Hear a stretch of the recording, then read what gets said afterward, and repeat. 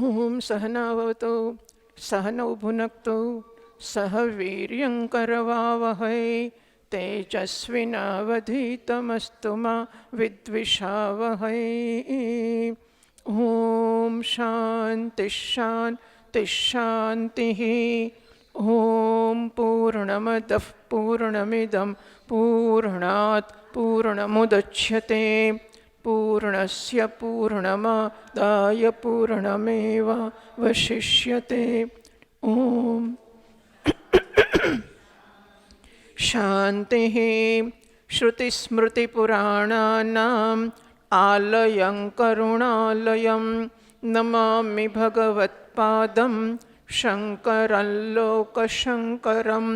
શંકરં શંકરાચાર્યં કેશવં બાદરાયણં સૂત્રભાષ્યકૃતૌ વંદે ભગવन्तૌ પુનઃ પુનઃ. ઈશ્વરો ગુરુરાત્મેતિ મૂર્તિભેદવિભાગિને વ્યોમવદ્વ્યાપ્તદેહાય દક્ષિણામૂર્તયે નમઃ. ઓમ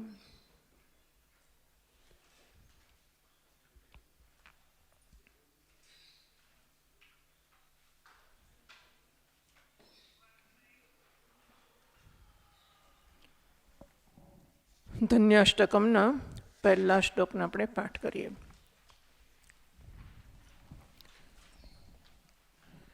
તજ્ઞાનમ પ્રશમકરમ યદિન્દ્રિયાણામ તજ્ઞેયં યદુપનિષત્સુ નિશ્ચિતાર્થમ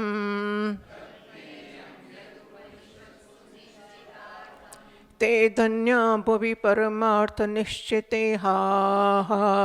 તે ધન્યા નિશ્ચિતેહા શેષાસ્તુ બ્રહ્મનિલયે પરિભ્રમन्तઃ.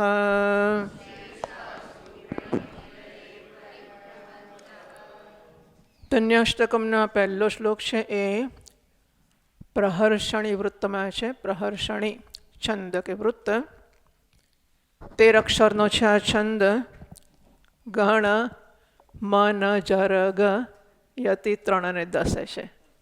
બરાબર. તજ્ઞાનમ પ્રશમકરમ યત ઇન્દ્રિયાણામ પ્રશમકરમ તજ્ઞાનમ. ઇન્દ્રિયને ઉત્તેજિત કરે તે નહીં, ઇન્દ્રિયોને શાંતિ આપે જ્ઞાન છે. ભગવાન ભગવદ્ ગીતામાં અમાનિત્વાદી સાધનોને પણ જ્ઞાન કહે છે. એતદ જ્ઞાનમ ઇતિ પ્રોક્તમ. અમાનિત્વાદી સાધનો પણ જ્ઞાન છે, કારણ કે એ આત્માની નજીક લઈ જનાર છે. માનિત્વ મને મારાથી દૂર કરે છે.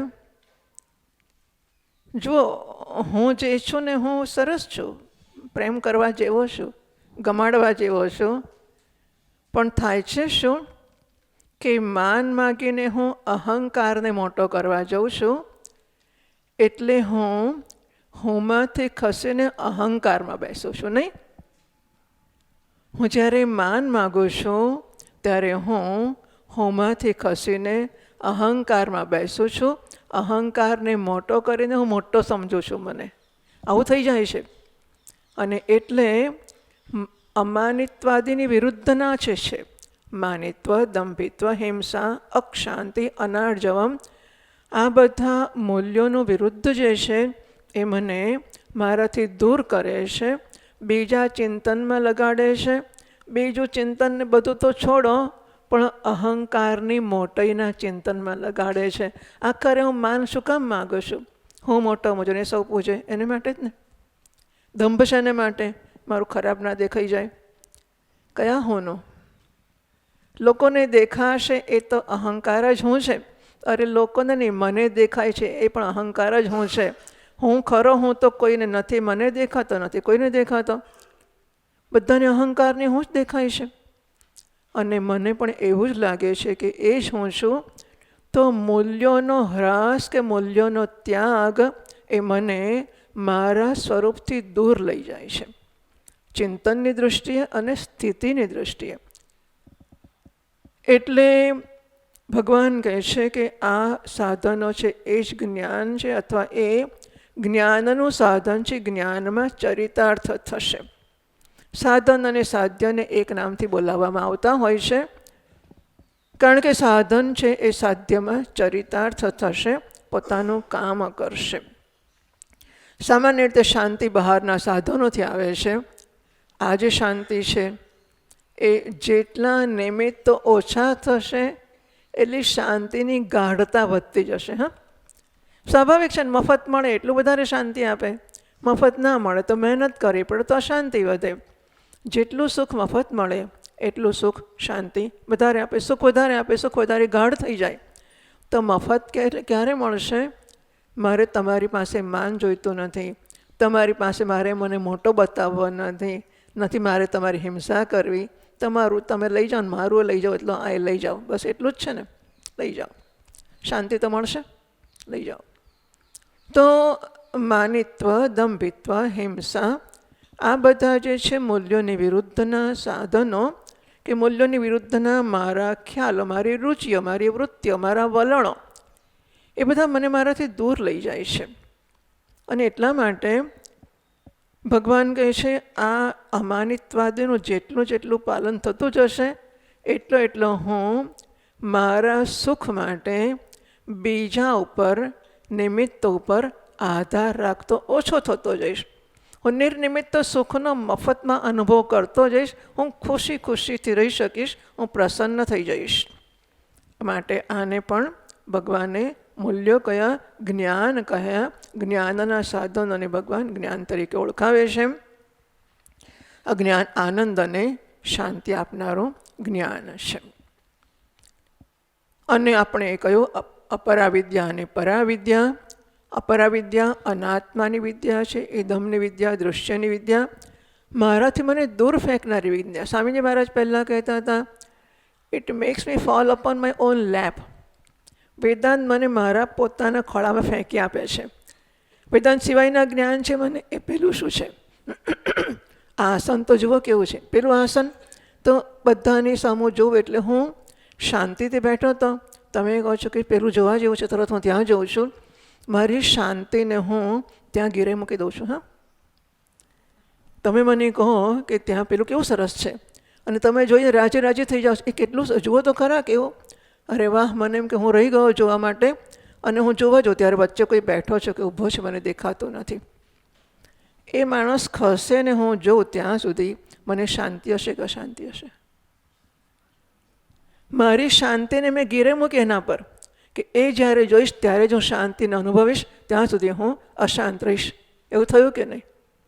મારી શાંતિને મેં ત્યાં ગીરે મૂકી, જ્યાં સુધી એ હું જોઈ નહીં શકું ત્યાં સુધી હું શાંતિનો અનુભવ નહીં કરું. હું આમ ફાંફા મારે જ કહીશ, પેલો ખસ્યો, થાકી જઈશ, થોડીક વાર આમ જોઈશ, પછી પેલો ખસ્યો. બસ મારી શાંતિનું ગીરે મૂકી દઉં છું. બીજા જ્ઞાનથી, બીજી માહિતીથી, બીજી જાણકારીથી, ઇન્દ્રિયોએ આપેલી બીજી બધી વિષયોની માહિતીથી એ જ્ઞાન મને અશાંત બનાવનારું છે. આપણને એમ કે નિમિત્તો શાંતિ આપશે, સુખ આપશે, ધન્યતા આપશે, મને સ્વતંત્રતા આપશે. ના, નિમિત્તો વાસ્તવમાં મને અસુખ આપે છે, અશાંતિ આપે છે, મને પરતંત્રતા આપે છે. એના પર આશ્રિત રાખે છે કે નિમિત્ત ના હોય 11:15 બધા આવી જ જવું જોઈએ. જો મને એમ હોય કે 11:15 બધા આવે તો જ મને સુખ થાય ને સારું લાગે, કારણ કે તો લોકો મારો આદર કરે છે. 11:15 પછી ધીમે ધીમે શરૂ કરે, 11:15 પછી 20, 22, 25 એમ જો આવે અને મારું સુખ એના પર હોય તો દરેક માણસ આવે ત્યારે મને જોયું પેલો તો ના જાય ને, પેલો મોડો ને, પેલા તો મારી સુખ શાંતિમાં જતા રહેશે ને. મને ચિંતા, હું 11:15 શરૂ કરીશ, તમારે જે છૂટ છે, જે કરવું એ કરવાની છૂટ છે.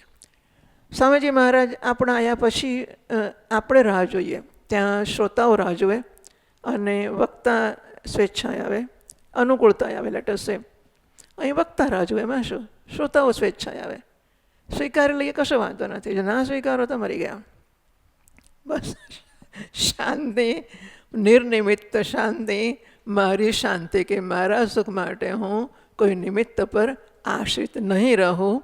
આ પરાવિદ્યા તો જુદી વસ્તુ છે, પણ છતાંય સ્વતંત્ર કરવાના સાધનરૂપ વિદ્યા તો કરીશ, તે મને શાંતિ આપશે, ધન્યતા આપશે, આનંદ આપશે, નિર્નિમિત્ત પ્રસન્નતા આપશે, સ્વતંત્રતા આપશે, જે મારું સ્વરૂપ છે.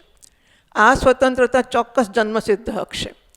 બહારની સ્વતંત્રતા હોય કે ના હોય, પણ આ સ્વતંત્રતા, ધન્યતા માટેની સ્વતંત્રતા, સુખ માટેની સ્વતંત્રતા, પરમ શાંતિ માટેની સ્વતંત્રતા, એ તો મારો ને મારો જ જન્મસિદ્ધ હક છે. તદ્જ્ઞેયમ ઉપનિષત્સુ નિશ્ચિતાર્થમ. અને જ્ઞેય કહ્યું છે, નારાયણ કહે છે, વેદૈશ્ચ સર્વૈઃ અહમેવ વેદ્ય. બધા વેદોમાં જાણવા જેવો તો હું જ છું. નારાયણને કોમ્પ્લેક્સ ખરો કે મને કોઈ પ્રેમ જ નથી કરતો, બોલો નહીં? આખું જગત લોકો માટે મેં બનાવ્યું, બધું કેટલું સરસ. મોટા સ્વામીજી મહારાજ દાખલો આપતા એક જમાનામાં કે પેલી એક નાનકડી છોકરી સરસ છે, સરસ મજાનો ફ્રોક પહેરીને આવી છે પોતાની જન્મદિવસે, અને એક ભેટ આપી, પોતે ફૂલનો ગુચ્છો લઈને આવી, આવું સરસ મજાનું કમળ પોયણું, અને લાવીને એણે સ્વામીજી મહારાજને ભેટ આપ્યું. પછી સ્વામીજી મહારાજ થોડીક વાર પોયણું જોયું, વાહ કેવું સરસ છે, વાહ બહુ સરસ, રંગ કેવો સરસ છે, સુગંધ પણ છે, હા વાહ બહુ સરસ છે. અને પછી ધીમે રહીને મહારાજ એનું ફ્રોક જોવા માંડ્યું, જો મેં નવી વાવા પહેરીશ. છોકરા બીજા સામેથી કહી દે, મેં એને બધું લોકોને દેખાવું જ જોઈએ ને, લોકોને સમજ ના પડે કે ના વખાણ કરવા. એટલે બાળક પોતાની બતાવે કે જો મેં નવી વાવા પહેરી છે. એટલે પછી વાવાના વખાણ કરે, વાહ બહુ સરસ છે, ક્યાંથી આવ્યું, કેવું કેવું છે, તને કેવું ગમે છે, કોણ લાવ્યું, ક્યાંથી લાવ્યું.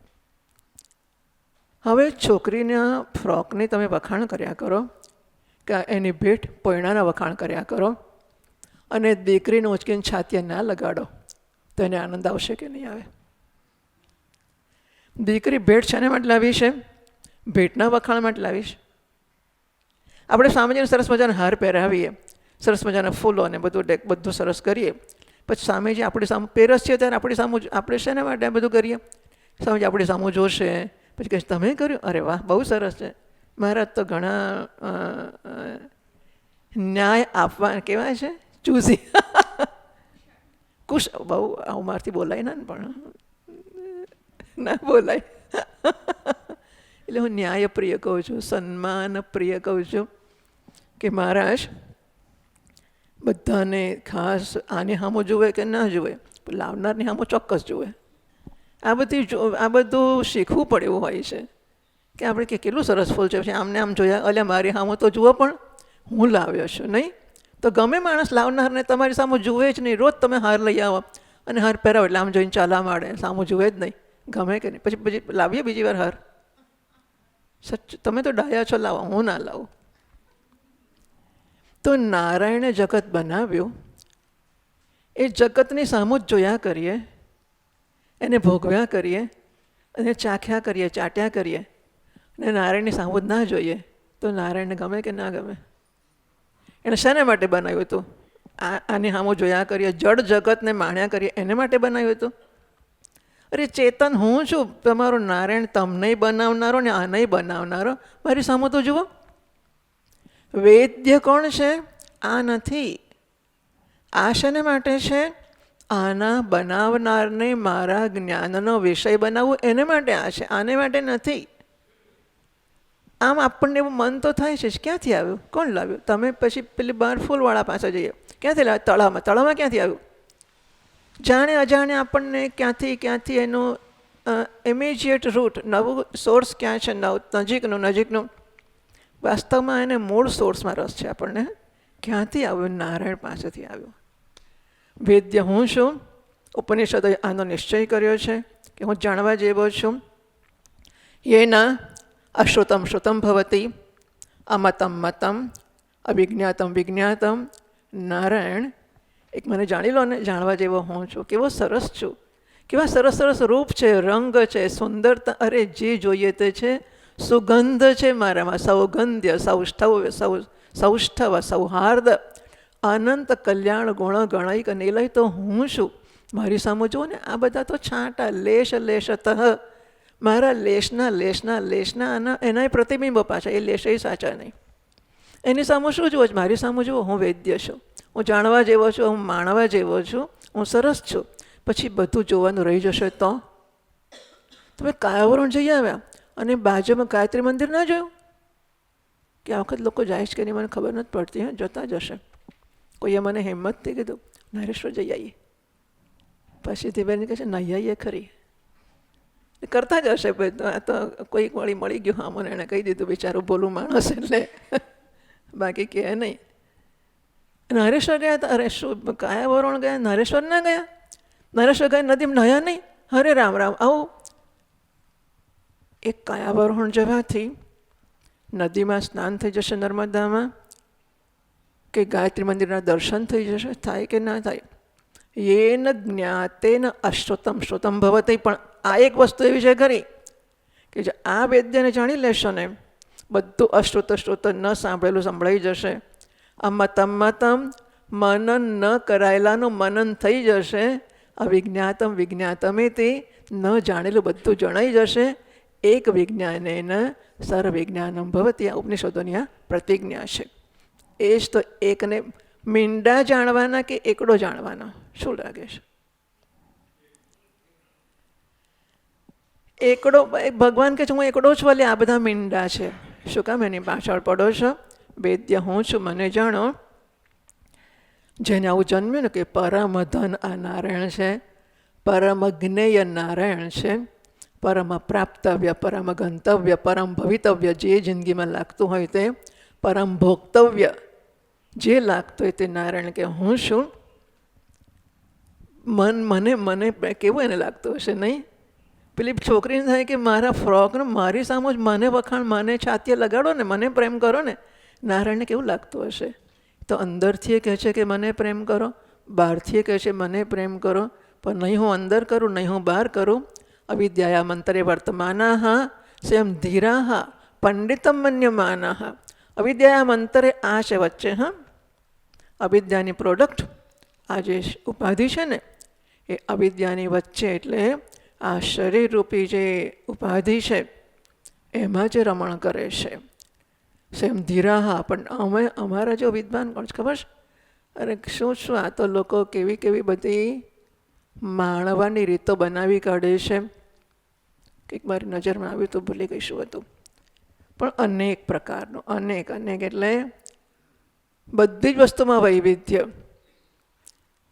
એટલે માણસોને છેતરવાની રીતો માણસો શોધી કાઢે છે કેટલી બધી કે અનેક કપડાં પહેલાં સાંધીને પછી ફાડીને પહેરે. પછી પહેલાં આખા પછી બાકોરા પાડીને પહેરે, અહીં બાકોરા પાડે, અહીં બાકોરા પાડે.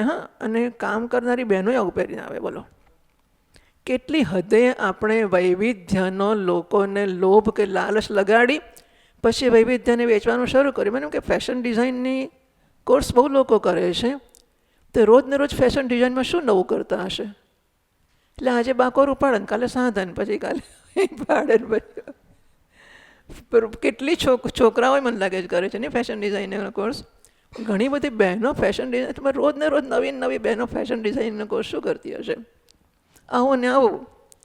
પહેલાં આમ સાંકડા પહેરે પછી ભોળા પહેરે. આમાં આ જ મારથી વધારે ના બોલાય ચાલો. પણ ટૂંકમાં આ જ બધી વસ્તુઓ એમાં આપણે એટલા બધા વ્યસ્ત. નારાયણની યોજના છે. બુદ્ધિ આપીને એણે કહ્યું કે જા ફરવા મોકલી આપ્યા. પેલો ફર્યા જ કરે. કોણ ધન્ય છે?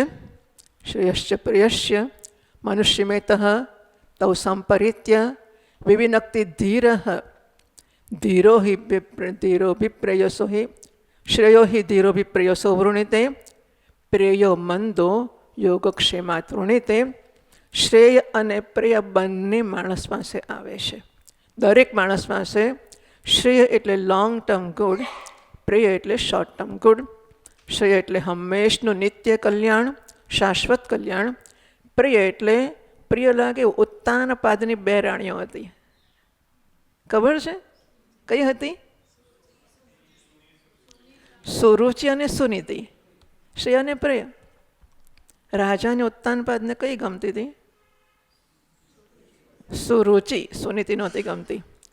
આ ડોંગર ભાગવત વાળા આવું કે એટલે બધા જીવ ઉત્તાનપાદ છે. આ ક્યાંથી આવી ગયું ખબર નહીં. બધા જીવ, કારણ કે પેટમાં માના હોય ત્યાં પગ ઊંચા રાખીને પડેલા હોય છે ને, ઉત્તાનપાદ. એટલે બધા જીવો માના પેટમાં ઉત્તાનપાદ છે. બધાને સુનીતિની સુરુચિ જ ગમે છે. અને સુનીતિ બિચારીનો ધ્રુવ છોકરો છે, પેલાનો ઉત્તમ છોકરો છે. આ સ્થિતિ છે. એટલે શ્રેય અને પ્રિય બંને બધા પાસે આવે છે.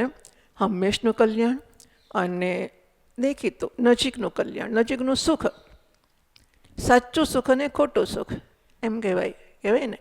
ખોટું સુખ ભ્રામક સુખ, ભ્રાંતિજનક અને ભ્રાંતિજન્ય, ભ્રાંતિમાંથી જન્મેલું અને ભ્રાંતિ જન્માવનારું આવું સુખ બધા પાસે આવે છે. મનુષ્ય મેતઃ તો સંપરિત્ય નક્કી કરે પાછો. હા,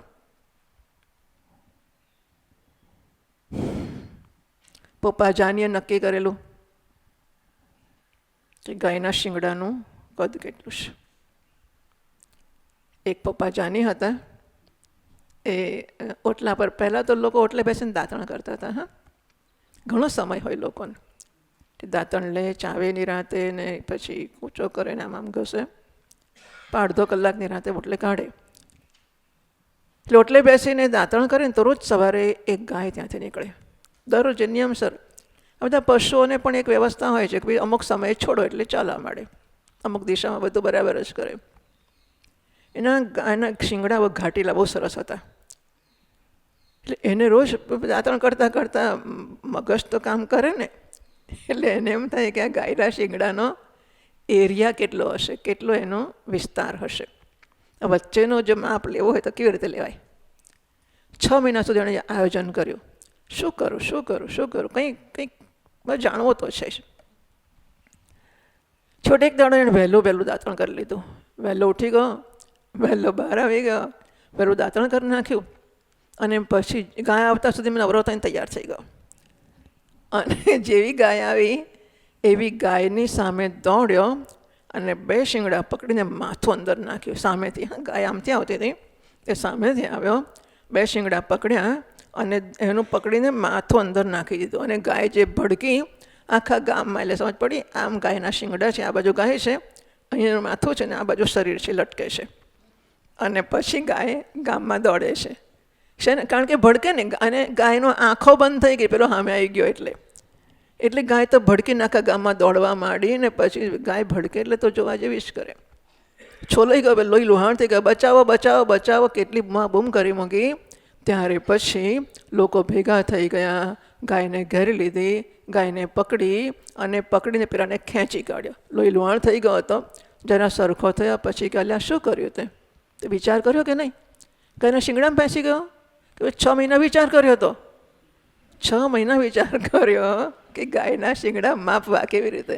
છેવટે નક્કી કરી નાખ્યું કે હું એની અંદર પેસી જાઉં, હું નીકળી શકું, મારા માપથી નક્કી થશે કે એનું માપ કેટલું છે. શ્રેય અને પ્રેય બંને સામે આવે છે. માણસ આવું નક્કી વિચાર કરી નક્કી કરે કે ઝંપલાવવું તો ખરું છે, એકવાર જોઈ તો લેવું છે કે કેવું. બધા જ ઝંપલાવે છે તો કંઈક તો હશે જ ને અંદર. સ્વામીજી મહારાજ બીજી વાર્તા કહેતા હતા નહીં, ખરું યાદ આવે છે. પણ ટૂંકમાં આવું છે. ચાલો આપણે આગળ ચાલવું જોઈએ. પણ શ્રેય અને પ્રેય 2 વસ્તુ આવે છે સામે.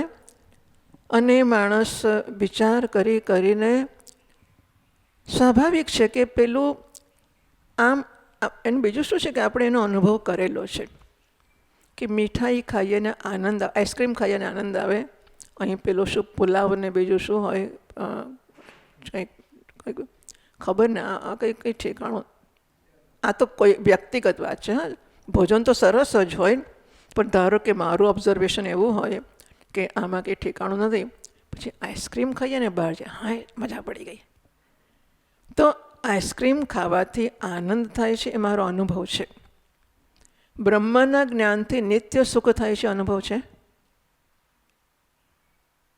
તો એક બાજુ આઈસ્ક્રીમ છે ને બીજી બાજુ તમારું પ્રવચન છે, શું કરવાનું?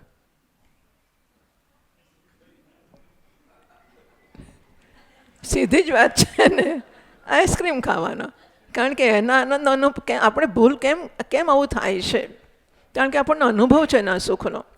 આના સુખનો તો ક્યારના રાતો જોઈએ જ છે કે હમણાં કંઈક થશે, હમણાં કંઈક થશે, હમણાં કંઈક થશે.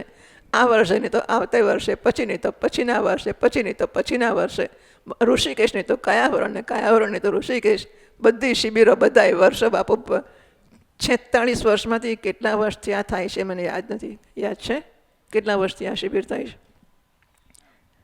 તો માનો કે 30-40 વર્ષથી થતી હશે, 30-35 વર્ષથી તો હશે જ. તો 35 વર્ષથી રાહ જોઈએ છે કે હમણાં કંઈક થશે, હમણાં કંઈક થશે, હમણાં કંઈક થશે. કશો ચમત્કાર ના થયો અને આઈસ્ક્રીમ તો ખાધો નથી ને સુખ મળ્યું નથી. ખાવાના વિચારથી જ સુખ થઈ ગયું. બોલો તો શું પસંદ કરીએ? એટલે ધીર પુરુષ છે એ પ્રેયના સરખામણીમાં ધીરોહી વિપ્રેયસો વૃણીતે, એ પોતે નક્કી કરે છે કે જે હોય તે તેલ ક્યાં છે,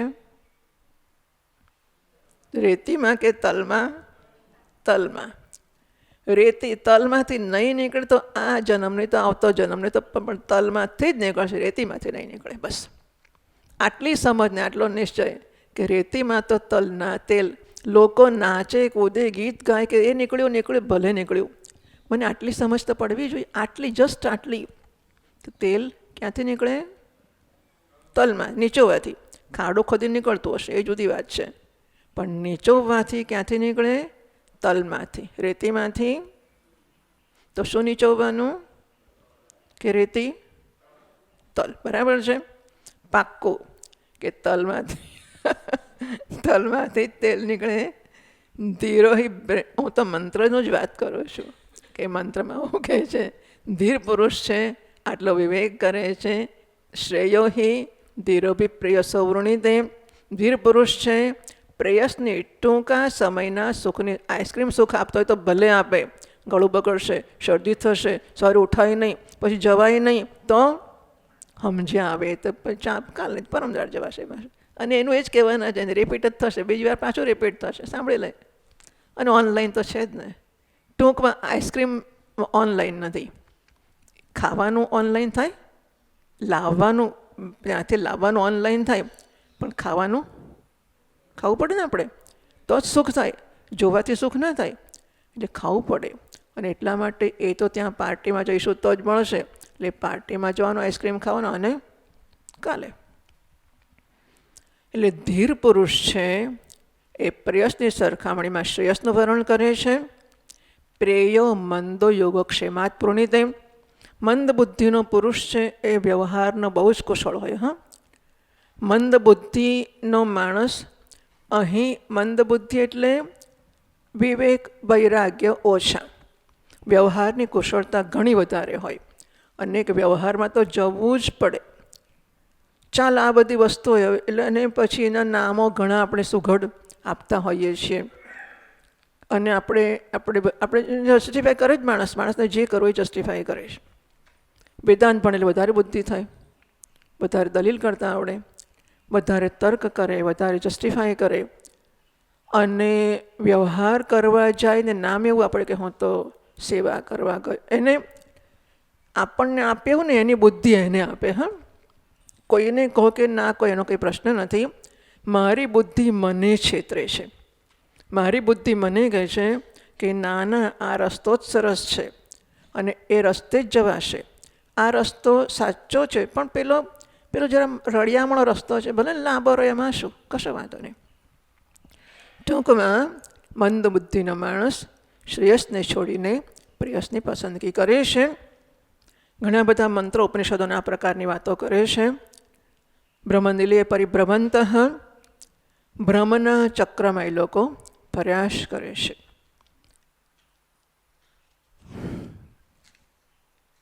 ચાલો પછીનો બીજો મંત્ર જોઈએ આપણે. થોડા વૈરાગ્ય સાથે હું પહેલા મંત્ર છોડી દઉં છું. બીજો મંત્ર વાંચીએ. બીજો મંત્ર છે વસંત તિલકાવૃત્તમાં છે. અક્ષર 14 છે. ગણ ત ભ જ જ ગ ગ યતિ 8 અને 14 છે. બરાબર. બીજો મંત્ર વાંચીએ.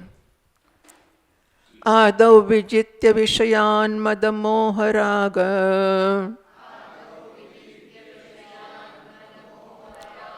દ્વેષાદિ શત્રુગણમાહૃતયો ગરાજ્યા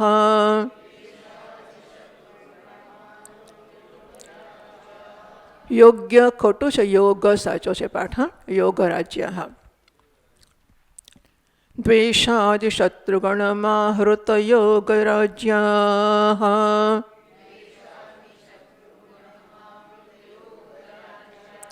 જ્ઞાત્વા મતમ સમનુભૂય પરાત્મવિદ્યા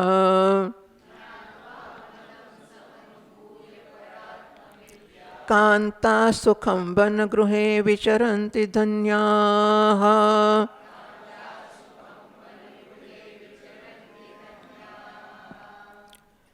ધન્ય પુરુષો કેવા છે? કશ્ય સુખમ ન કરોતિ વિરાગ. ધન્ય ધન્ય છે, વૈરાગ્ય કોને સુખ નથી આપતો. આદૌ પહેલાં શું કરવાનું? વિજિત્ય જીતીને. પહેલાં આ પૂર્વ શરત છે, પહેલાં જીતીને. શું?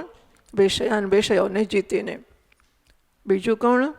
મદ મોહ રાગ દ્વેષ વગેરે બીજા જે લઈ ગયા હોય તે કામક્રોધ વગેરે શત્રુગણમ આહૃત યોગ રાજ્યા વિષય પ્રત્યેના આકર્ષણને અને મદ મોહ રાગ દ્વેષ વગેરે શત્રુઓના સમૂહને, શત્રુગણ ગણ એટલે સમૂહ, શત્રુઓના સમૂહને સારી પેઠે જીતી લેવો.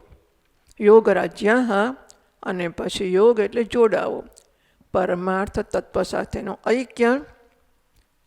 રાજ્યા એનું રાજ્ય જાણે સ્વરાજ્ય અભિષિક્ત. કે એનો પ્રશ્નના ભાષ્યકાર મહારાજ વાક્ય ભાષ્યમાં કહે છે સ્વરાજ્ય અભિષિક્ત, પોતાના સ્વરૂપમાં અભિષિક્ત થાય છે. ન કંચન નમિતુમ ઈચ્છતી નંતુમ ઈચ્છતી, એ કોઈને નમવા ઈચ્છતો નથી. પોતાના સ્વરૂપરૂપી સામ્રાજ્યમાં સ્વરાજ્યમાં અભિષિક્ત થાય છે. આહો યોગ રાજ્ય જ્ઞાત્વા મતમ. એનો બીજો પાઠ અમૃતમ એવો પણ છે, પણ મતમ એટલે શાસ્ત્રોનો પક્ષ, અથવા અમૃતમ અમૃત સ્વરૂપને બ્રહ્મને જ્ઞાત્વા જાણીને સમનુભૂય પરાત્મ વિદ્યા કાંતા સુખમ. પરાત્મ વિદ્યારૂપી કાંતાના સુખને સારી પેટે અનુભવીને ધન્યા વનગૃહે વિચરંતી, વનરૂપી ઘરમાં ધન્ય પુરુષો વિચરણ કરે છે. આદો વિચિત વિષયાન. વિષયોનો અનુભવ તો બધાને જોઈએ એટલો છે. જો નારાયણે તો આ પદાર્થ સર્જ્યો છે. નારાયણ જગત સર્જ્યું છે એ જગતના પદાર્થો છે. જગતના પદાર્થો જડ છે. જગતના પદાર્થોમાં સુખ દુઃખ સારું ખોટું કશું જ નથી. નારાયણે આ પદાર્થને સર્જ્યો છે. માત્ર નારાયણે માત્ર આ પદાર્થને પદાર્થ તરીકે સર્જ્યો છે. આ પદાર્થ છે એને હું બહુ સરસ છે એમ કહીને વિષય બનાવું છું.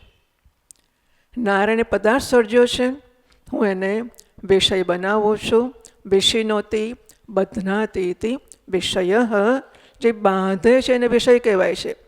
પદાર્થો નારાયણનું જગત બાંધતું નથી, પદાર્થ છે. નારાયણે ભોગ્ય જગત બનાવ્યું નથી, નારાયણે જગત બનાવ્યું છે. ભોગ્ય મેં બનાવ્યું છે. નારાયણે પદાર્થ બનાવ્યા છે, પદાર્થોને વિષય મેં બનાવ્યા છે. નહીં તો કે બીજા લોકોને કશી પડી નથી.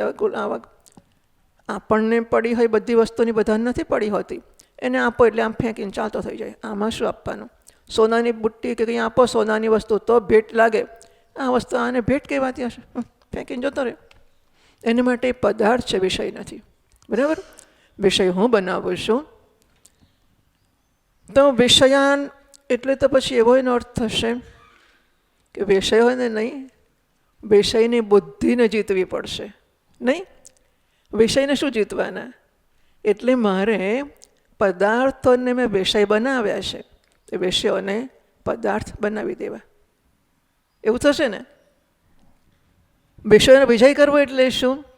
પદાર્થોને મેં વિષય બનાવ્યા છે એટલે મેં એને પ્લસ વેલ્યુ આપીને કે પોયણું છે પણ ના સરસ છે, આ તો ભગવાનને ચઢાવેલું લઈને આવ્યા છે, બહુ પવિત્ર છે, પ્રસાદ છે ભગવાનનો, માટે એ તો ખોલે અપાય જ નહીં. ખાસ માથે ચઢાવવાનું, આંખે લગાડવાનું, છાતીએ લગાડવાનું. આ તો ખરસ પદાર્થ છે, આ પ્રસાદ છે, ધન્યતાનો વિષય છે.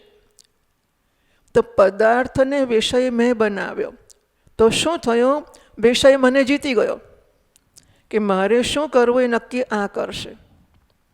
આ વસ્તુ નચાવશે મને કે જ્યાં બહાર નીકળ્યા પછી કયા દરવાજે જાઉં, કે આ દરવાજે પોયણા મળતા નથી, પેલા દરવાજે મળે છે, હું એ દરવાજે લાંબુ હોય તો ત્યાંથી જઈશ. કોણે કરાવ્યું? આણે કરાવ્યું ને. વિષયનો નચવ્યો હું નાચું તો એમ કહેવાય કે વિષય મને જીતી ગયો. તો પછી મારે જીતવો વિષયને એટલે શું થશે? કે હું વિષયને પાછો પદાર્થ બનાવી દઉં. હું નક્કી કરીશ કે પોયણા માટે પેલી બાજુ જવું કે ના જવું. પોયણું નહીં મળે, નહીં મળે, 100 નથી જોઈતું તો શું? બસ વિષયને જીતવાનો આ એક જ રસ્તો, ખરો રસ્તો તો આ જ છે. પછી સંયમ રાખવો અને સામે જોવું નહીં, ને બોલવું નહીં, ને ખાવું નહીં, બધું સારી વાત છે. એ બધા રીતભાતો છે. ભાષ્યકાર મહારાજ કહે છે વિવેક ચૂડામણીમાં, દોષેણ તીવ્રો વિષય કૃષ્ણ સર્પ વિષાદપી, કાળા સાપના ઝેર કરતાંય વિષયનું વિષ વધારે તીવ્ર છે. દોષેણ તીવ્રો વિષય કૃષ્ણ સર્પ વિષાદપી, કાળા નાગના કે સાપના ઝેર કરતાંય વિષયનું ઝેર વધારે ઝેરી છે, વધારે તીવ્ર છે. કેમ? વિષમ નિહંતિ ભોક્તારમ, વિષ તો જોવાથી ચડતું નથી, અડકવાથી ચડતું નથી, ખાવાથી જ ચડે છે. ભોક્તારમ નિહંતિ, વિષ એના ખાનારને મારે છે. જ્યારે વિષય દ્રષ્ટારમ ચક્ષુષાપ્યયમ, ચક્ષુષા દ્રષ્ટારમ આપી, આંખ વડે સામું જુએ ને, જોવાની જરૂર નથી જોતી, ચિંતન ચાલે ને તો એ પતી ગયું. અજામિલે જોયું હતું નહીં? શું જોયું હતું? અજામિલ કાન્યકુબ્જ બ્રાહ્મણ હતો, બહુ સંસ્કારી હતો. ક્યારેક જંગલમાં સમેધા લેવા ગયો અને કોઈ પુરુષને વેશ્યા સ્ત્રી સાથે સંબંધમાં જોયો એણે. બસ બહુ પવિત્ર અને બહુ ઉત્તમ બ્રાહ્મણ હતો. કંઈક આવું થઈ ગયું. હવે પ્રારબ્ધ, જે એનું કારણ વાસનાઓ, વાસનાની વાત પણ આવવાની જ ખરી. તો એ વેશ્યાને ઘરમાં લઈ આવ્યો, પત્નીને કાઢી મૂકી, ઘરનું બધું જ એણે તો નાશ કરીને, કારણ કે ભોગ ભોગવવા માટે બધું, આજે આ ખર્ચો, કાલે પેલું ખર્ચો, ને ધીમે ધીમે બધાએ વાસ્તુ વેચાઈ ગઈ, ઘરમાં નવરો ખલાસ થઈ ગયો, બધું કશું રહ્યું નહીં. છેવટે એ માણસ રસ્તે આવી ગયો. પણ નસીબ જોકે પાછળની કથા એવી છે કે એના ઘરમાં એને સંતાનો થયા. પણ એ આપણે કામનો વ્યાત નથી, અત્યારે આટલી વાત કામની છે કે નજરે ચડ્યું એટલે ટીવીના સ્ક્રીન ઉપર પણ, વોટ્સએપના, હવે તો ટીવી સુધી જવાની જરૂર નથી, બધું ટપ હાજર જ છે. એટલી બધી ગંદી વસ્તુઓ અંદર આવે છે. ચિત્રો તમારે જો, તમારે તમારી વસ્તુ કાઢવીને પેલું પહેલાં જુઓ, પછી જ આગળ ચાલી શકો, એ હદે વસ્તુઓ આવતી હોય છે. અને મગજને અને જીવને બગાડવા માટે બધું અત્યંત અત્યંત શક્તિશાળી હોય છે. સૌભરી મુનિની વાત ભાગવતમાં છે. એ પાણીમાં તને માછલાઓનો સંબંધ જોયો એમણે અને એ ભરાઈ પડ્યા. હવે તો જૈમિની ને વ્યાસ મુનિની કથા છે. વેદ વ્યાસજીએ શું લખ્યું હતું? જ્ઞાનનાપે ચેતાંસી દેવી ભગવતી સા બલાદાકૃષ્ય મોહાય મહામાયા પ્રયચ્છતિ. જૈમિની મહારાજ એમના શિષ્ય કહે છે, આનો અર્થ એવો છે કે જ્ઞાની એટલે વિવેકી પુરુષોના ચિત્તને પણ જ્ઞાનીના દેવી ભગવતી સા, આ ભગવતી દેવી છે એ વિવેકી પુરુષોના ચિત્તને પણ મહામાયા એને હરી લે છે. બલાદાકૃષ્ય, બળપૂર્વક ખેંચે છે, અને મહામાયા એમને પછાડે છે. જૈમિની એમના શિષ્ય કહે છે કે મહારાજ, મને કંઈ ભૂલ લાગે છે, તમે લખો છો પણ એવું કંઈ નથી, કંઈ બધા વિવેકીને આવું નથી થતો. ખરેખર વિવેક હોય તો આવું ના થાય. તારી વાત સાચી છે, તો કંઈ વાંધો નહીં, હું મારી ભૂલ સુધારું છું. થોડા દાડા પછી જૈમિની મુનિ એમના ઝૂંપડામાં હતા અને બહાર બહુ વરસાદ પડ્યો એકાએક. એ વખતે કોઈ બારણું પછાડ્યું એમનું. રાતના વખતે બહુ વરસાદ હતો, રાતનો સમય હતો અને જૈમિની મુનિ ઝૂંપડીની અંદર હતા. રાત્રે કોઈ બહારનું પછાડ્યા, ટકોરા માર્યા અજાણ્યા માણસ જંગલમાં ઝૂંપડીમાં રહે તો કંઈ ખોલાય બહારનું? ના ખોલાય. રાત્રે બહારનું ના ખોલ્યું. પછી એમણે તો છેવટે ખોલ્યું, બહુ પછાડ્યું. એટલે જુએ છે કે એક સ્ત્રી એ બહારથી આવી છે, ભીની થઈ ગઈ છે વરસાદમાં આવી એટલે, અને આશરો માગે છે કે મને રક્ષણ આપો, બહાર વરસાદ છે, મારી ઝૂંપડીમાં રહેવું છે. તો જૈમિની મુનિ કહે છે કે ભાઈ હું એકલો છું, તને કેવી રીતે રાખું? હું તો તમારા શરણે આવી છું, મને કંઈ રક્ષણ આપો. કે સારું, તું ઝૂંપડીમાં રહે, હું બહાર જતો, હું ઝાડ નીચે બેસી રહીશ. બરાબર? શોભે એવું એમણે કરવું જોઈએ. એમણે પછી કે જો કોઈ બહારનો પછાડે તો ખોલીશ નહીં. તો એકલી છે તારી ચિંતા થાય ને મને થાય એટલે તો બહારનું ખોલતી નહીં, કોઈ પછાડે તો?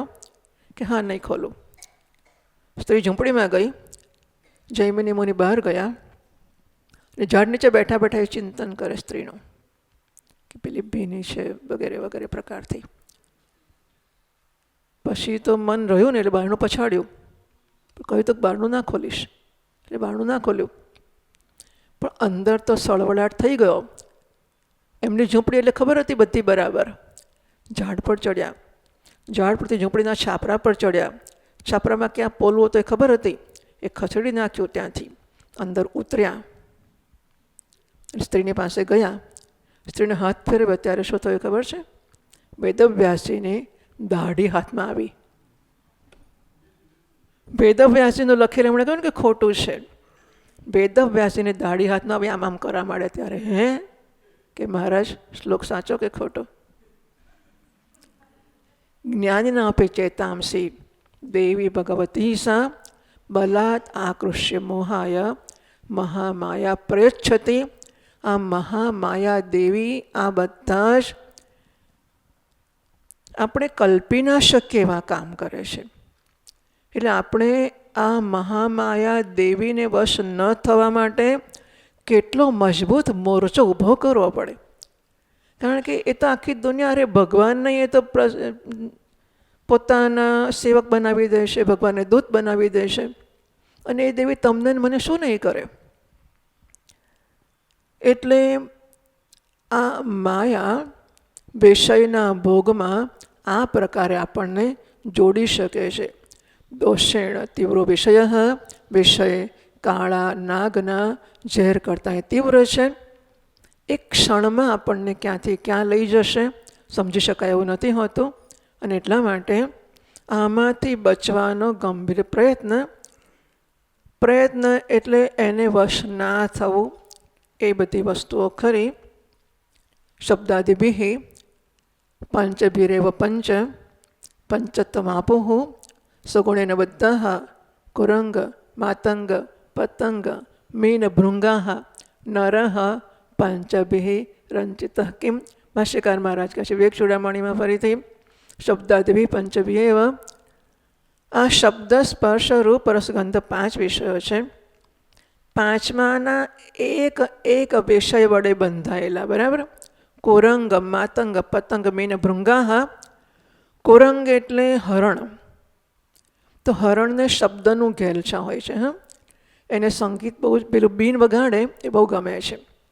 એટલે એના શિકારી હોય પારધી લોકો, એ જંગલમાં જઈને બીન વગાડે, નાદ એટલો મધુર હોય છે એ હરણના કાન માટે. આપણને જે લાગે તે એને મીઠો લાગે છે. અને એટલા માટે એ વગાડે, હરણ મંત્રમુગ્ધ થઈને સાંભળે છે. અને એટલો બધો ઘેલો એમાં થઈ જાય છે કે પારધી આવીને પકડી લે કે એને તીર મારે ને મારી નાખે, એને ખબર પડતી નથી માત્ર શબ્દની પાછળ. માતંગ હાથી. હાથી મોટું શક્તિશાળી પ્રાણી છે, પણ સ્પર્શનું ગાંડું છે. હાથણી લાકડાની, સાચી પણ નહીં, લાકડાની હાથણી બનાવીને સામે મૂકે છે, ઝાડ જોડે બાંધે છે, વચ્ચે ખાડો ખોદીને ઉપર ચાદર ઢાંકે છે. આને છોડે, હાથણીને જોઈને દોડે છે.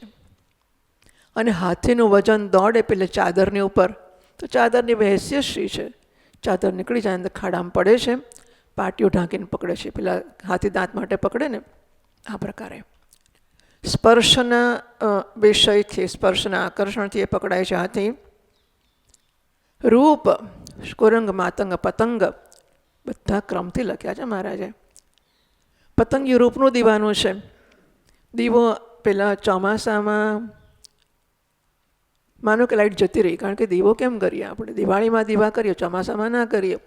માનો કે કંઈક વરસાદ બહુ પડ્યો અને લાઇટ જતી રહી, વીજળી બંધ થઈ ગઈ અને દીવો કર્યો અને પતંગિયા ભેગા થઈ ગયા, તો પેલું દીવાને જોઈને આમ પડશે, અંદર પડશે. આપણે તેલમાંથી બહાર કાઢીને છાપા પર મૂકે, તેલ સુકાઈ જાય, ઉડવા માંડે, સુકાઈ જશે, ઉડશે, પાછું શું કરશે? ઉડીને અંદર જ પડશે. એ રૂપનું એવું દીવાનું છે કે પતંગિયો કાઢો કાઢો, રૂપ અગ્નિનો ગુણ છે. એટલે અગ્નિના તે પેલા કોડિયામાં પડવા એ વારંવાર પડશે જ. કુરંગ માતંગ પતંગ મીન શબ્દ સ્પર્શ રૂપ રસ. તો માછલો છે એ ખાવાનો રસિયો છે, એને પકડવા લોકો પેલો હુક કે બડીશ કહે છે, એ હુક રાખે છે, એના પર લોટની ગોળી બાંધે છે અને પાણીમાં નાખીને માછીમાર ધ્યાન કરે છે. પેલી દોરી પકડેલી છે. માછલો જેવો ખાવા આવે ને તો પેલો હુક છે એના ગળામાં ભરાય છે. માછલા ખાસ્સા મોટા ને વજનવાળા હોય છે, એટલે એને દોરડી પર ખબર પડશે કે વજન આવ્યું એટલે ખેંચી લે છે અને માછલાને કાઢી કાઢીને ટોપલામાં નાખતો જાય છે. ખાવાની લાલચ હવે તો ભૂખ છે એની, પણ છતાં એ કહે છે કે ખાવાની લાલચ માછલો પકડાય છે. અને ભમરો શું બાકી રહ્યું? એ ગંધ. ભમરો ગંધનો દીવાનો છે. એ કમળમાં એના પરાગની સુગંધ માટે અંદર જાય છે. કમળ આમ આખું ખીલેલું હોય ને, એટલે અંદર બેસે ને પછી વચ્ચેનું પેલું છે એનું, એમાંથી રસને ચૂસે છે. ચૂસે ચૂસે ચૂસે ચૂસે આખો દાડો જતો રહે છે. સાંજ પડવાય અને એને પોતાને ભાન થાય છે કે નીકળવું જોઈએ. અને પછી એ પોતે કહે છે રાત્રે ગમિષ્યતિ ભવિષ્યતિ સુપ્રભાતમ. એમાં શું, રાત તો પડશે ને જતી રહેશે, કારણ કે પેલું બંધ થઈ જાય. હા, કમળ દાડે ખુલ્લું છે, સૂર્ય આથમશે તેમ તેમ બંધ થશે, પુરાઈ જઈશું, અંદર રહી જઈશું, પછી શું થશે? કંઈ વાંધો નહીં, સવાર પડશે જ ને. રાત્રે ગમિષ્યતિ ભવિષ્યતિ સુપ્રભાતમ, રાત જતી રહેશે, સવાર પડશે, પછી શું થશે? ભાસ્વાન ઉદ્દેશ્યતિ, સૂર્ય મહારાજ ઉગશે. હસિષ્યતિ પંકજશ્રી, અને આ પંકજ લક્ષ્મી છે એ ખુલશે. સવાર પડશે, સૂરજ ઉગશે, પંકજ લક્ષ્મી ખુલશે. ઇથમ વિચિંતયતિ કોષ ગતિ દ્વિરેફે, કોષમાં ગયેલો દ્વિરેફ ભમરો આ પ્રકારે ચિંતન કરે છે. ત્યાં હા હંત હંત નલિનીમ ગજમુજ્જહાર, અને હાથી આવ્યો ત્યાં પેલા આટલામાં કમળનો શું, હાથી આવ્યો અને એને મન થયું કે મારે કમળ ખાવું છે. બસ તોડ્યું ખેંચીને અને મૂક્યું. એના ખાસ્સું મોટું મોઢું હોય છે અને નીચે અંદર મૂક્યું એણે હાથી પેના પેટમાં. કમળની જોડે ભમરાભાઈ પણ હાથીના પેટમાં પહોંચી ગયા. ભાષ્યકાર મહારાજ કહે છે આ 5 જીવો એક એક વિષયની પાછળ પંચત્વને પ્રાપ્ત કરે છે. નરઃ પંચભિઃ આંચિત કિમ, 5 વિષયમાં બંધાયેલા માણસનું શું? હમણાં શબ્દ ખેંચે ભાઈ પ્રહલાદજી કહે છે, શું કહે છે? ગેહપતિમ લુનંતી. તો પેલી વેશ્યા સ્ત્રી હોય ને, એટલે એક પતિને 2 પત્ની કે વધારે 5 સ્ત્રીઓ છે અને પતિને પોતપોતાની તરફ ખેંચે છે. ગેહપતિમ લુનંતી, પ્રહલાદજી કહે છે કે આ 5 વિષયો મને આત્માને પોતપોતાના તરફ ખેંચ્યા કરે છે, એવી મારી દશા છે. હું તમારું ભજન ક્યાંથી કરવાનો છું? આવો આ જે જીવ છે 5 વિષયો પર ખેંચાયા કરે છે, એની શી દશા? એટલે આવું સમજીને આપણે કોની દયા ખાવાની? કોની દયા ખાવાની? આપણી દયા ખાવાની. આપણી દયા ખાવાની કે પેલો એ હાથી બિચારો, હાથી અક્કલ વગર ન. અરે ભાઈ આપણે અક્કલવાળા છીએ ને. કુરંગ હરણને અક્કલ નથી, માતંગ હાથીને અક્કલ નથી, પતંગિયાને અક્કલ નથી, માછલાને અક્કલ નથી, અને છેલ્લો કોણ હતો? હાથી. કુરંગ ભમરો. ભમરા બધા 5 જણ અક્કલ વગરના છે. બાકી હું વાળો કે વગરનો નક્કી કરી લેવાનું. વાળો હોય તો શું ને વગરનો હોય તો શું કહ્યું આપણે. એટલે આપણે હવે આ કરવું છે કે આ કરવું છે. માણસ 5 વિષયોથી બંધાયો છે. 5 વિષયને મારે ધીમે ધીમે પદાર્થમાં કન્વર્ટ કરવા માંડવાના. આ છે બહુ સરસ. આગતે સ્વાગતમ કુર્યાત ગચ્છંતમ નિવારેત. આવે તો ભલે આવે, ગયો તો ભલે ગયો. કોઈ વિષયના આવવા કે જવાથી મારામાં બધ ઘટ હું થવા દઈશ નહીં. વેદાંતની ભાષામાં દમ અને શમ. ઇન્દ્રિયો તો જતી નથી, મન ભૂખ્યું છે. ઇન્દ્રિયો દ્વારા મન જાય છે. તો આપણે બેમાંથી જે શક્ય હોય તે મનોનિગ્રહ, મનને સમજાવવાનું શક્ય હોય તો એ પણ કરવું. ઇન્દ્રિયોનો નિગ્રહ શક્ય હોય તો એ બંને સાથે કરવા. મનને સમજાવતા પણ જવું અને ઇન્દ્રિયોને રોકતા પણ જવું કે ના જવાય. જો જવાય માં સમજાવે ને, પેલું છોકરું આને ઉચકીને ખા, ચમચ સરસ ચમકે ચમાચમ, મારે તો આ જ ખાવું છે, આ ખાવું છે. ખાવા એમ ના ખાય બેટા, સમજાવે. માં બહુ સમજાવે. મોઢું બંધ કરી દે એનું, હાથ પકડી લે. બધું કર્યા પછી પેલો માને તમાચો મારે. કહ્યું ને કે નહીં ખાવાનું, ખબર નથી પડતી. શમ અને દમ, મનને સમજાવવાનું, વિવેક કરવાનો બુદ્ધિમાં, અને સાથે સાથે બધે સાથે કરી શકાય. ઇન્દ્રિયોનું નિયંત્રણ એટલે ઇન્દ્રિયોને મિત્ર બનાવવી વધારે સારી છે.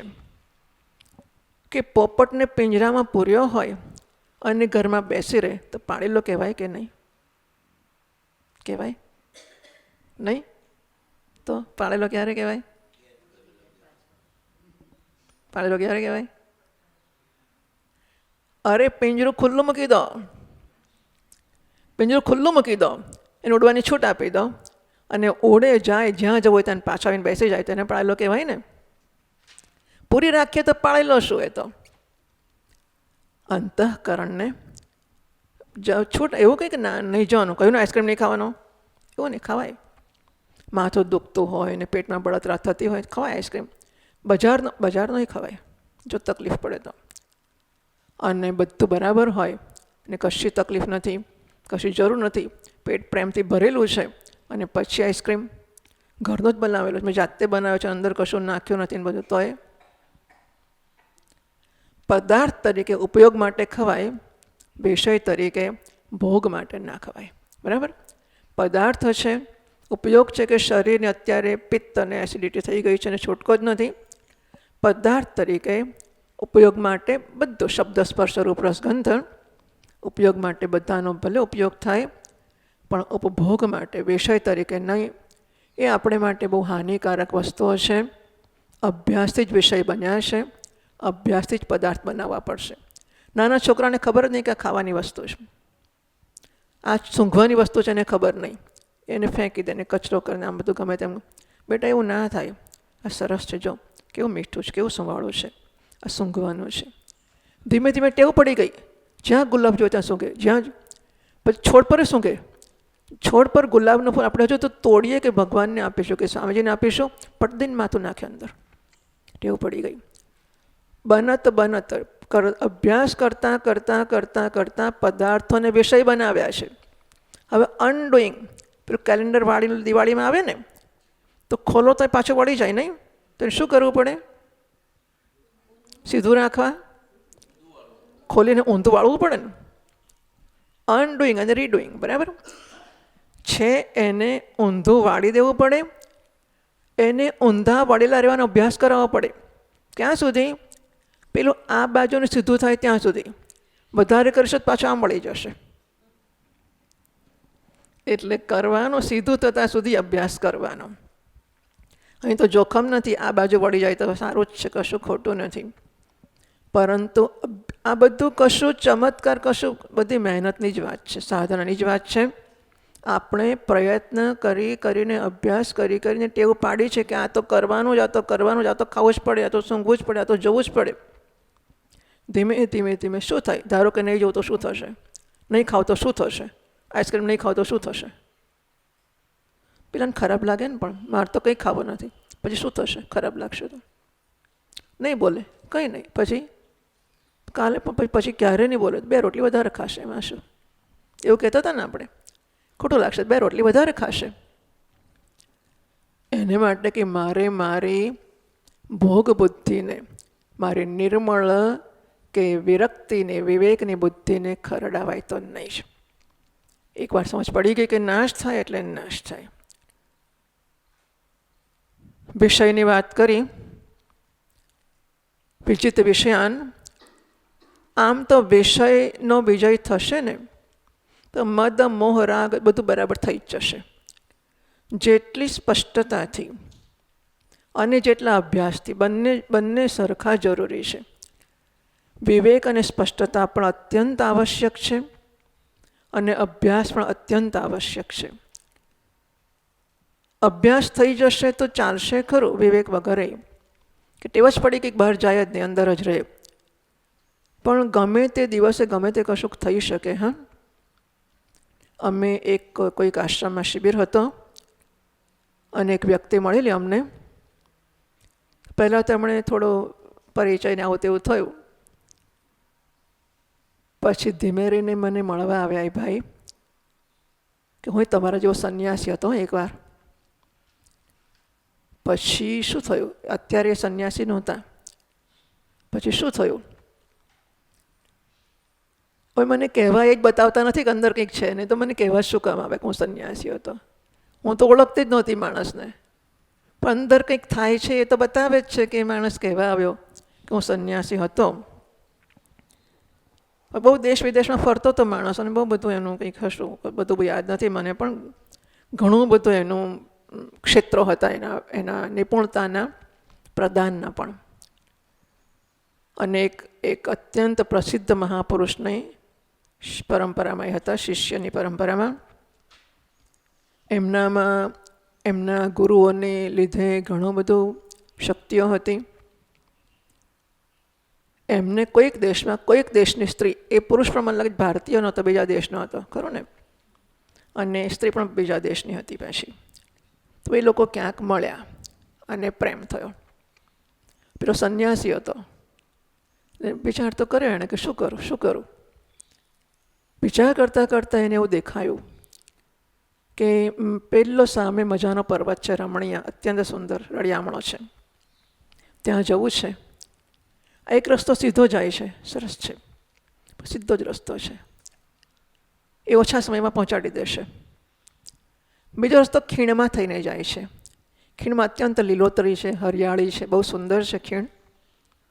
એમાં થઈને પણ પેલી બાજુ નીકળીને ત્યાં પર્વત પર જવાય તો છે જ, થોડી વાર લાગશે એટલું જ ને. તો ખોટું ખરું? એમાં શું? વિચાર કરીને એ માણસે લગ્ન કર્યું. હા, એમાં આવું થાય છે, એમાં કોઈનો ગુનો નથી. This happens. એટલે કેવી રીતે આપણી બુદ્ધિ આપણને છેતરે છે.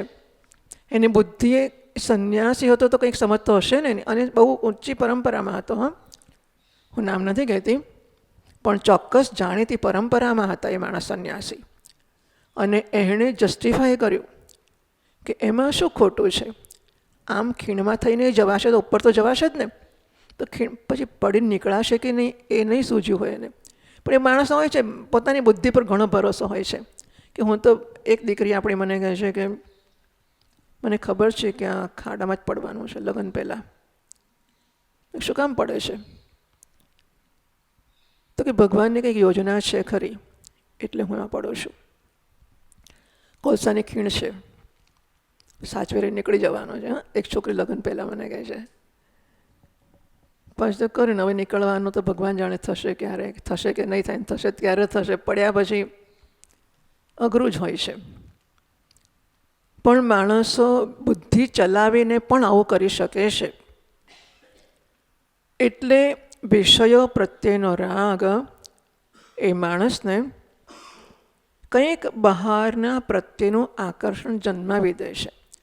હવે આમાં થયું શું કે વિવેક અને અભ્યાસ બેની જરૂર છે, હું વાત કરું છું. તો એણે વિવેક કરવામાં ભૂલ કરી અને એને એમ થયું હું નીકળી જઈશ, પછી તો બંને જણે સંસ્થામાં એમના છોકરાએ હતા અને સંસ્થામાં બંને સેવા કરતા હતા. પહેલી બહેન કંઈક મને લાગે ડૉક્ટર કે કશું હતી એટલે એ પ્રકારની સેવા આપતી હતી. પેલો ભાઈ બીજા પ્રકારની સેવા આપતો હતો. એક તો નક્કી જ છે કે જેને આ ચસ્કો લાગ્યો છે એ બહાર તો પછી જઈ જ નહીં શકે બિચારો, એટલે તરફડશે, માછલાની જેમ તરફડશે. એટલે આ સિવાય કશું ગમશે નહીં અને આશ્રમોને સંસ્થાઓ આ બધું જ ગમ્યા કરશે, સાધુઓ અને સંતોને આવું જ ગમ્યા કરશે. પણ છતાંય એ પોતે સાધુ મટી ગયો અને આશ્રમની સેવા કરતો થઈ ગયો. એટલે વિવેક પણ અત્યંત સ્પષ્ટ જોઈએ અને અભ્યાસ પણ. સંન્યાસ વિવેકથી લીધો એણે, પણ અભ્યાસ આને નહીં કરાવ્યો હૃદયને કે વિષયમાં સુખ નથી, સુખ મારું સ્વરૂપ છે. જો કે પરંપરા વેદાંતની ઓછી છે, ખરી ગ્રંથો વેદાંતના છે એમના, વધારે યોગની છે, વેદાંતની ઓછી છે. એટલે મને કોઈ કહે છે કે બિલકુલ નથી, પણ બહારથી કહે છે. પણ કંઈક છે ખરું, એટલે શાસ્ત્રોનો પરિચય કંઈક અંશે છે ખરો, પણ છતાંય આવું હોય છે. એટલે નર્યા વિવેક ઉપર ભરોસો નહીં રાખવાનો. એટલે બુદ્ધિ, વૈરાગ્ય અને વિવેક બુદ્ધિમાં છે, અભ્યાસ હૃદયમાં છે. એટલે બુદ્ધિ પર નર્યો ભરોસો રાખવો એ પણ ઠીક નથી. નર્યો હૃદય પર રાખવો કે મન તો ગમતું જ નથી, મને આ જ ગમે છે. ભાઈ ગમતું બમતું બધું બદલાઈ જતું હોય છે. એટલે એવા કંઈ ભરોસા રાખવા નહીં. Integration of the personality, Swamiji મહારાજના શબ્દોમાં, બુદ્ધિ અને મનની સુગ્રથિતતા. ખંડિત વ્યક્તિત્વ અત્યારે એવું હોય છે કે બુદ્ધિ મૂલ્ય વૈરાગ્યનું ને વેદાંતનું ને ઊંચા ઊંચા સંન્યાસનું સેવે છે. અંતઃકરણ પ્રેમ પેલા વિષયોને કરે છે. મને દાખલો યાદ, હું ભણતા હતા ને ત્યારે આખો દાડો, અમે તો બહુ ગંભીર વિદ્યાર્થીઓ હતા, લેબમાં આખો દાડો સવારના મેં સૂર્ય જોયો, વર્ષો લગી સૂર્ય જ નથી જોયો. 8 વાગે નીચે જઈએ ને રાતના 9-10 વાગે બહાર નીકળીએ, સૂર્ય જોવાનો મળે જ નહીં. લેબ હતી નીચે ભોંયરામાં અને એસી લેબ હતી. એક છોકરો હતો અમારી જોડે, બધા એવા જ હોય. જો કે એટલે માણસ આખો દાડો રિસર્ચ કરે, એક્સપેરિમેન્ટ ને બધું કરે ખરો, પણ ખરો આનંદ ક્યાં આવે ખબર છે? યુનિવર્સિટી પાછળ મીરાંબિકા હોટલ છે. એ વખતે પહેલાંય હતી ને હજુ છે, હું તારું છું. એટલે ત્યાં જઈને ત્યાંની ચા પી અને ફૂં કરે એકવાર, પછી એને આનંદ આવે. તો થયું શું કે અહીં મૂલ્ય રિસર્ચનું છે અને અહીં પ્રેમ ક્યાંનો છે? બરાબર. અને ખંડન કે વ્યક્તિત્વની સુગ્રથિતતાનો અભાવ કહેવાય. એટલે અહીં મૂલ્ય એક છે, અહીં પ્રેમ બીજે છે. જ્યાં સુધી આ બે ભેગા નથી થતા, એટલે ઉપાસનાઓ આને માટે છે કે શ્રવણ કર્યું, બુદ્ધિમાં મૂલ્ય જન્મ્યું, પણ હૃદય તો અંદરથી બિચારું કબૂતર જેવું ફફડે છે. હા, કે પણ પેલું રહી ગયું, પેલું જતું રહ્યું, પેલું ના મળ્યું ને પેલા ચોકલેટ ખાધીનો રહી ગયો, પેલો લગ્નમાં ગયોનો રહી ગયો, પેલા લાડુ મળ્યોનો રહી ગયો. પુઅર થિંગ, એ દયાને ખાવી જોઈએ, એની કંઈ એનો ગુનો નથી. એટલે મનને વિશ્વાસમાં લેવાની બહુ જ જરૂરનું હોય છે, બહુ જ જરૂરનું હોય છે. એટલે હું વારંવાર કહું છું કે કશું સમજીએ ને પછી તાળી પાડવી, મજા પડી ગઈ ને, વાહ, આજે સાંભળ્યું કે વિવેક તો હોવો જ છે. બહુ જ સરસ, વિવેક સરસ વસ્તુ છે. જે કરીએ એના પર સિક્કો મારો, મજા પડી ગઈ, મજા પડી ગઈ, મજા પડી ગઈ. જો મજા નહીં પડે તો માણસનું જીવન સમજ માટે નથી, સમજ પુરુષાર્થ નથી, પુરુષાર્થ મજા છે. માણસના જીવનનો પુરુષાર્થ સમજ નથી, મજા છે.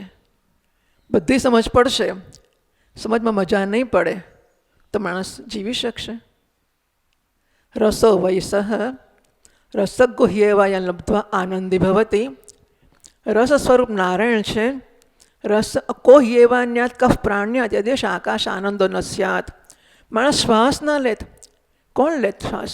જો આ આનંદ સ્વરૂપ પરમાત્મા ના હોત તો? આનંદની આશાએ શ્વાસ પણ લે છે. તમને લાગે છે કે બુદ્ધિમાં વેદાંતને ભરભર કરશે, આનંદની આશા વગર કરશે? આનંદની આશા વગર શ્વાસ પણ ના લે માણસ, આનંદની આશા વગર. વેદાંત ભણીને બુદ્ધિ બગાડશે? કરે એવું? ના કરે. આનંદ માટે જ કરે. જો વેદાંત મને આનંદનો, નિર્નિમિત્ત સ્વતંત્ર આનંદનો અનુભવ કરનારું નહીં બને તો માને ક્યારેક ઊંઘતો રાખીને મારું મન બીજામાં લાગી જ જશે, ખેંચી જશે. ને પછી ઘણી બધી વસ્તુઓમાં જવાનો જ રસ્તો હોય છે, પાછા ફરવાનો રસ્તો નથી હોતો. એટલા માટે વિષયોને જો આ પ્રકારે જીતાયા, એટલે અંતઃકરણ અને બુદ્ધિ, વિવેક, વૈરાગ્ય અને અભ્યાસ, વૈરાગ્ય અહીં છે, અભ્યાસ અહીં છે, આ બંનેની સુગ્રથિતતા જો થશે તો કામ ચાલશે. નહીં તો ગમે ત્યારે દગો દેશે. હા, બધાએ પોતાના અનુભવથી આ શોધી કાઢવાનું. બીજાનો અનુભવ તો છે જ કે પેલો આમ એ તો બધું છે જ છે, પણ આપણે પણ જોવાનું અંદર બધા એને અનુભવ થાય જ. કોઈ દૂધે ધોયેલું નથી હોતું અને કોઈ કંઈ બ્રહ્મજ્ઞાની થઈને જન્મતો નથી. જન્મેલા માણસો જ હોય, માણસો અજ્ઞાની જ હોય. નહીં તો જન્મે ને ભગવાન શંકરાચાર્ય મહારાજ સિવાયના એટલે અવતારોને બાદ કરો, તમારા મારા જેવા લોકો કાળા માતાના માણસો જન્મે, અજ્ઞાન લઈને જ જન્મે, વિપરીત જ્ઞાન લઈને જ જન્મે, વિષયમાં રાગ દ્વેષ લઈને, આવું હોય જ. એમાં કંઈ કશું સારું ખોટું નથી, આવું જ છે. પણ મજબૂતાઈથી બુદ્ધિમાં વૈરાગ્ય અને અંતઃકરણમાં નારાયણ માટેનો ભરપૂર પ્રેમ. નારાયણ માટે મારા શ્રી કહે છે કે માણસમાં પ્રેમ કરશો તો અમુક અમુક થશે વગેરે વગેરે. અને એટલા માટે નારાયણ માટેનો ભરપૂર પ્રેમ. નારાયણ નારાયણ છોકરાના નામે ચાલશે. અજામેલે છોકરાનું નામ નારાયણ પાડ્યું, એમ કરતાં એનું કલ્યાણ થયું. પછી પાછી સાધના તો કરી, નારાયણનું નામ બોલીને કલ્યાણ નથી થયું. પછી એણે આત્મજ્ઞાન પ્રાપ્ત કરીને પછી કલ્યાણ થયું છે. ભાગવતમાં લખ્યું છે આમ. પણ છતાં એ ચાલશે. પણ નારાયણ મારી આગળ પાછળ ઉપર નીચે ચારે બાજુ નારાયણ નારાયણ, મારું હૃદય નારાયણના પ્રેમથી ભરાઈ જાય. જે નારાયણ મારાથી ભિન્ન નથી, મારાથી અભિન્ન એવો નારાયણ. નારાયણના નામથી અંદર એ જે ઉમળકો આવે, મારે આ કરવું જ પડે. કે નારાયણના નામની સાથે આપણા છોકરાનો વિચાર કરતાં કેવું થઈ જાય છે. છોકરાના નામ સાથે નારાયણ બોલ્યાને તરત જ આમ આ બધા વાક્ય બહાર થઈ જાય. હા, સીધું સંતાન થઈ જાય. કેવું થાય છે એવું નારાયણનું થઈ જાય. નારાયણ પેલો શંખચક્ર ગદાપદ્મમાં વાળો નારાયણ. ના ના, પ્રેમ આનંદ ઘન નારાયણ. શંખચક્ર શું કરવા છે? આનંદ ઘન નારાયણ મારો પ્રત્યય બની જાય, મારો અહમ પ્રત્યય બની જાય. એવો જ્યારે બની જાય ને પછી બુદ્ધિ. કૃષ્ણાનંદ સ્વામીજી મહારાજ કહે છે કે એકવાર ભગવાન ભાષ્યકાર મહારાજ આવીને કહે કે અદ્વૈતનો સિદ્ધાંત મેં આપ્યો તો ને ખોટો હતો. હા, હું પાછો ખેંચું છું. તો મારે કહેવું પડે કે મારે તમે જઈ શકો છો, અમને ફાવી ગયો છે અદ્વૈતનો સિદ્ધાંત. ગુરુને આપી ન વિચાલ્યતે. ગુરુજી આવી જાય કે ભાષ્યકાર મહારાજ કે નારાયણ આવી જાય ન વિચાલ્યતે, અમારો અદ્વૈત સિદ્ધાંત અમને ગમી ગયો છે. અમારા હૃદયમાં નારાયણનો જે પ્રાદુર્ભાવ છે, આવિર્ભાવ છે, એ પ્રસન્નતા એટલી ગમી ગઈ છે કે હવે આ મને આકર્ષશે. શું લાગે છે? હું મારી જાતને કહું કે તને આમાં રસ છે? નારાયણ સંતમ સમીપે રમણમ રતિપ્રદમ, પેલી પિંગળા કહે છે ભાગવતમાં.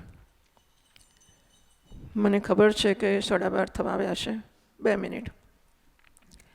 ભાગવતમાં પિંગળા કહે છે, પિંગળા વેશ્યા છે અને દત્તાત્રેયના ગુરુઓમાં 24 ગુરુમાં એક છે. એ રાહ જુએ છે કે હમણાં તૈયાર થઈને ઘરના બહારના પાસે આંટા મારે છે. પેલો પુરુષ આવ્યો આવ્યો આવ્યો હવે આ તો આવશે જ મારા ઘરમાં, મારે આનંદ આપશે ને પૈસા આપશે. એને પૈસા જોઈએ છે, પેલો પુરુષ આનંદ માટે આવે છે. આવ્યો આવીને જતો રહ્યો. થોડી વાર તો બીજો પુરુષ આવ્યો, ફરી હોંશે હોંશે બહાર નીકળે છે અને જુએ છે કે આવશે આવશે. આવ્યો, બસ આવ્યો, અહીંયા જ વળતો લાગે છે, જતો રહ્યો. ત્રીજો, ચોથો, પાંચમો, અનેક પુરુષો આવ્યા, એની પાસે આવ્યા જતા રહ્યા. અને એકાએક એનામાં વૈરાગ્ય જાગ્યો. સંતમ સમીપે રમણમ રતિપ્રદમ વિહાય. સંતમ અમારો નારાયણ આત્મા અસ્તિત્વ સ્વરૂપ છે, સમીપ છે, મારો હું છે, એને સાથે રમણ કરવાનું છોડીને હું આ પુરુષોમાં પડ્યું છું? એમ કહે છે કહેનારા મહાત્માઓ કે દત્તાત્રેય ભગવાન નજીકમાં ઝાડ નીચે ઊભેલા હતા. એ આ જોતા હતા એટલે એમણે ગુરુ બનાવ્યું વેશ્યાને. એમના 24 ગુરુમાં વેશ્યા એક ગુરુ છે. કેમ કે એને આ જન્મ્યો કે મારો હૃદય મારો આત્મા છે, આનંદ ઘન છે. એમ કહે છે મહાત્માઓ કે આજે કેમ આવું થઈ ગયું એને? દત્તાત્રેય ભગવાનના ઉપરથી નીકળીને હવા એના પર લાગતી હતી. દત્તાત્રેય ભગવાનની હાજરી એનામાં વૈરાગ્ય જન્મ આવ્યો. મારો નારાયણ મારો હું છે. નારાયણ મારો હું છે અને એને છોડીને આમાં પડવું છે. ભજે અજ્ઞાની હું આ વિષયોને અને પુરુષોને ભજવા જાઉં છું. Forget it. નહીં ચાલે. એટલે આને જો વિકસાવીશું નહીં, આને જો આનંદથી ભરી દઈશું નહીં ને તો બુદ્ધિમાં ભરેલું તો પેલા શું બ્રહ્મ રાક્ષસ, એ બધા બ્રહ્મ રાક્ષસ થઈ જાય. માણસ બુદ્ધિ ભર કરે ને અંતઃકરણમાં લાડુ લાપશે ને બધા છૈયા છોકરાને બધા સત્તા પ્રતિ હજારો વસ્તુઓનો પ્રેમ રહ્યા જ કરે. ખુશી મારી ત્યાંથી આવે છે અને બુદ્ધિ કહે છે કે હું બ્રહ્મ છું. તો બ્રહ્મ કે ભ્રમ એને શોધી કાઢવું પડે. પણ અંતઃકરણ અને બુદ્ધિ એનું ઇન્ટિગ્રેશન. તો પર્સનાલિટી સ્વામીજી મહારાજ કહે છે બુદ્ધિ અને મનની, એટલે કે વિચાર કરવાની આને બુદ્ધિગત દોષ, આ સ્વભાવગત દોષ, ઇન્ટેલેક્ચ્યુઅલ એરર, હેબિચ્યુઅલ એરર, આ બંને એરર દૂર કરવી અત્યંત આવશ્યક છે. અનિવાર્ય છે. આવશ્યક શું? બંને જ થવી જોઈશે. બેમાંથી એક હશે ને બીજાને પાછો ખેંચશે. બીજા એક મહાત્મા કહે છે કે અહીં જે ભર્યું છે એના પ્રમાણે જીવીશું નહીં. બુદ્ધિની જોડે મનને નહીં જોડીએ. બુદ્ધિ ઊંચે છે, મન અહીંયા છે. આને જો અહીં નહીં જોડીએ તો શું થશે ખબર છે? બુદ્ધિ અહીં આવી જશે. પછી બુદ્ધિ સમર્થન કરશે. એમાં શું લગ્ન તો કરવું જ જોઈએ ને. પહેલાં એ કર્યું એની વાત કરું છું. એમાં ખોટું શું કર્યું છે? પછી ના જવાય ઉપર. સારું, મારે એવું જ કરવું જોઈએ. બસ.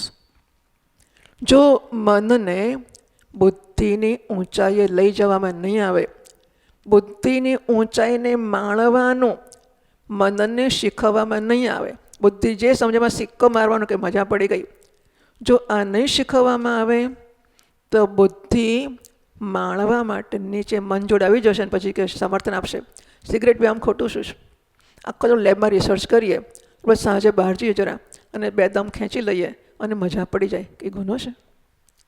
બુદ્ધિ સમર્થન આપવા તૈયાર જ છે. અને એટલા માટે બુદ્ધિને તો નીચે ઉતારાય જ નહીં. એને તો ઉપર જ રાખવાની અને આને ઉપર લઈ જવાનું. ખબરદાર, આનંદ માટે તારે ચા પીવી છે, માથું દુખતો ચા પી વાંધો નથી, પણ જરા ટેસ્ટ પડશે. ટેસ્ટ માટેની વાત ખોટી છે. એટલે વિજિત્ય વિષયો જીતીશે, બધી વસ્તુઓ જીતાતી જશે. પૂર્ણમદઃ પૂર્ણમિદં પૂર્ણાત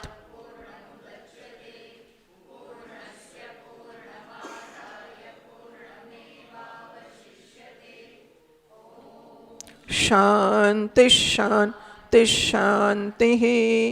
શંકરમ શંકરાચાર્ય